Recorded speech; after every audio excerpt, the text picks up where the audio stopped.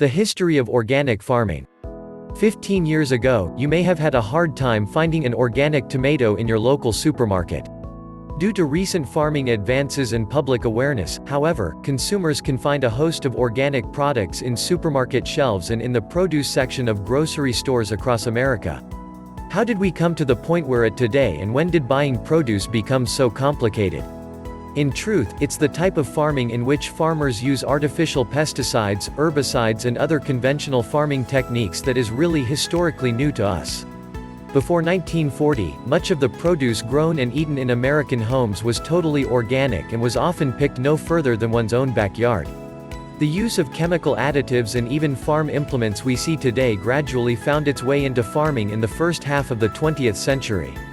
In 1950, there were 3 million tractors in the U.S., up from 600 tractors in 1910. At about the same time, proponents of organic farming techniques began to practice their trade, beginning in Central Europe and India around 1920.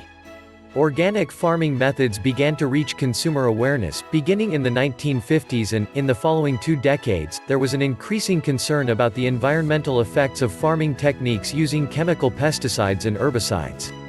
This was when food purchasing cooperatives and specialized organic food producers came to the forefront among some consumers. In the 1970s and 1980s, regulators recognized a growing need for some way to provide organic certification to those farmers who followed specific growing rules and who used approved growing techniques. It wasn't, however, until the 1990s that the formal or governmental certification of organic foods became available in the U.S. and in several countries throughout the world. In the last 2 decades, the availability of organic foods on the market grew dramatically and, at one point, the surge of growth of the organic food market exceeded 20% per year. In fact, the sales of organic baby food increased by almost 22% in 2006 alone. In the last 5 to 7 years, multinational food companies have jumped on the organic food bandwagon and have increased their research and development of foods that could be certified organic. This has led to an increase in the availability of processed organic foods and in the lowering of the cost of these types of products. In today's time, organic foods continue to be more expensive than their conventional counterparts, in part due to the fact that organic farmers must meet stricter quality guidelines. This is a labor-intensive process that drives up the costs of the product.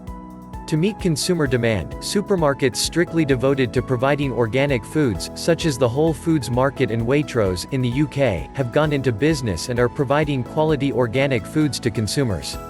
In order to provide organic foods to a larger population, Walmart announced its plans to increase the availability of organic foods to its customers and at a lower cost than the supermarkets. It appears that, almost as soon as the big farmers began putting synthetic pesticides and herbicides on their crops, a backlash developed and a group of dedicated farmers and consumers worked, and continue to work, toward improving the availability and quality of organic foods for those food consumers who can't grow an organic produce garden in their own backyard.